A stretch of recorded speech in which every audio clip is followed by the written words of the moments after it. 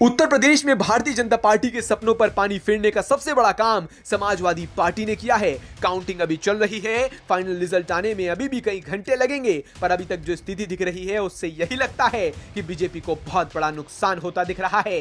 न केवल 400 का सपना टूटता दिख रहा है, बल्कि सरकार बनाने के लिए लड़ाई लड़ती हुई नजर आ रही है एनडीए। खबर लिखे जाने तक चुनाव आयोग की वेबसाइट के मुताबिक यूपी में बीजेपी 39 सीटों पर तो समाजवादी पार्टी 34 सीटों पर आगे दिख रही है, जबकि कांग्रेस भी 6 सीटों पर आगे दिख रही है। इस तरह यह साफ है कि एनडीए और इंडिया गुट में कांटे की टक्कर है। जाहिर है कि यूपी में मिल रही सफलता का बहुत बड़ा श्रेय समाजवादी पार्टी के मुखिया और उत्तर प्रदेश के पूर्व मुख्यमंत्री अखिलेश यादव को जाएगा।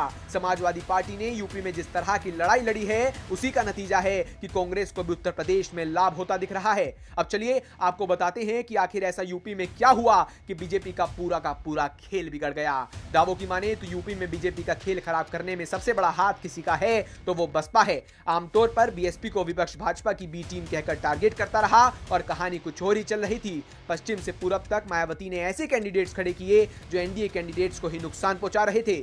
पश्चिमी यूपी में मेरठ में देवव्रत त्यागी, मुजफ्फरनगर से दारा सिंह प्रजापति, खीरी सीट से बीएसपी का पंजाबी प्रत्याशी आदि बीजेपी को सीधे नुकसान पहुंचा रहे थे। इसी तरह पूर्वी यूपी में घोसी में बीएसपी ने जो कैंडिडेट्स दिया वो सीधा इशारा था कि पार्टी ने एनडीए का काम खराब करने का ठेका ले लिया है। घोसी सीट पर बालकृष्ण चौहान ने एनडीए की 2 साल पुरानी तैयारी को ही पलीता लगा दिया। यहां पर बीजेपी ने स्थानीय नोनिया नेता दारा सिंह चौहान को समाजवादी पार्टी से इसलिए ही लाए गए थे कि उनका लाभ घोसी और आसपास की सीटों पर लिया जा सके, पर अब बीएसपी ने एक नोनिया जाति के कैंडिडेट बालकृष्ण चौहान को खड़ा कर दिया तो जाहिर है कि एनडीए का काम खराब होना ही था। वहीं जानकार कहते हैं कि अखिलेश यादव को कैंडिडेट उतारने को लेकर काफी पापड़ तो भले ही बेलना पड़ा, लेकिन उन्होंने समीकरण की पूरी कैलकुलेशन करते हुए प्रत्याशियों को मैदान में उतारा और इसका उन्हें काफी फायदा हुआ और बीजेपी को इससे काफी नुकसान पहुंचा।